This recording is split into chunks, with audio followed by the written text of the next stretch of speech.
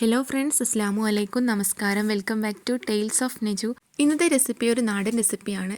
വൻപയറും അതുപോലെ തന്നെ മത്തന് യൂസ് ആക്കിയിട്ട് എരിവിലും മധുരത്തിലുമുള്ള ഒരു റെസിപ്പിയാണ് ഇന്ന് കാണിക്കുന്നത്.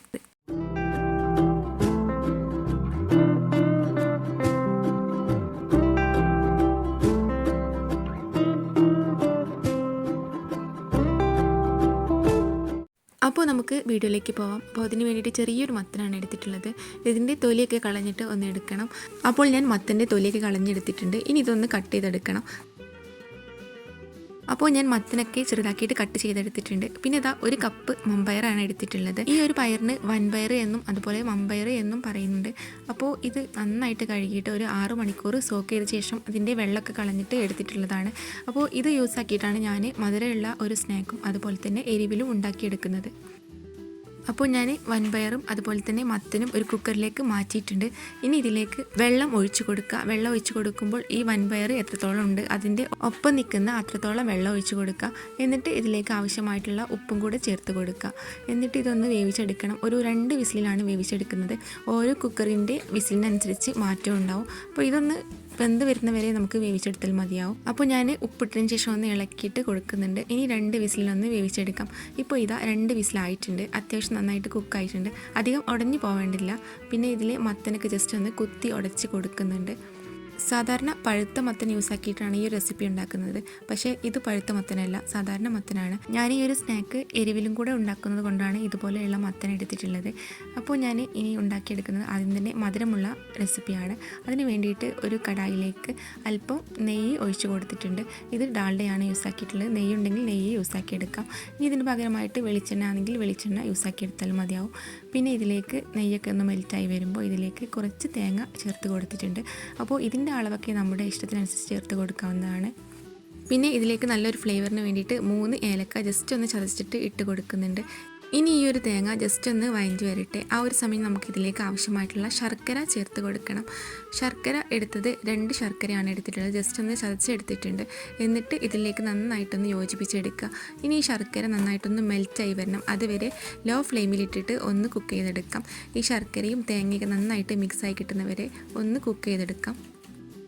ഈ ഒരു റെസിപ്പി നല്ല ഹെൽത്തി ആയിട്ടുള്ള റെസിപ്പിയാണ്. അതേപോലെ തന്നെ ഇതിൽ ശർക്കരയ്ക്ക് പകരം നിങ്ങൾക്ക് ഷുഗർ ആഡ് ചെയ്യുകയാണെങ്കിൽ ഷുഗർ ആഡ് ചെയ്ത് കൊടുക്കാം. പക്ഷേ ഏറ്റവും നല്ലത് ശർക്കരയാണ്. അപ്പോൾ ഇതൊന്ന് മെൽറ്റാവുന്ന വരെ വെയിറ്റ് ചെയ്യാം. അപ്പോൾ ഇത് മെൽറ്റായി വരുന്നുണ്ട്. അപ്പോൾ ഇതിൽ നിന്നൊക്കെ ഒന്ന് വെള്ളം ഇറങ്ങി വരുന്നുണ്ട് ശർക്കര ലായനി. ഇനി ഇതിലേക്ക് ചേർത്ത് കൊടുക്കുന്നത് രാഗിപ്പൊടിയാണ്, അതായത് മുത്താറിയുടെ പൊടിയാണ്. അപ്പോൾ ഞാൻ ഇതുപോലെ പൊടി ഒരു 2 ടേബിൾ സ്പൂണോളം ചേർത്ത് കൊടുക്കുന്നുണ്ട്. അതിലേക്ക് അല്പം വെള്ളം ഒഴിച്ചിട്ട് നന്നായിട്ട് മിക്സ് ചെയ്തെടുക്കുക.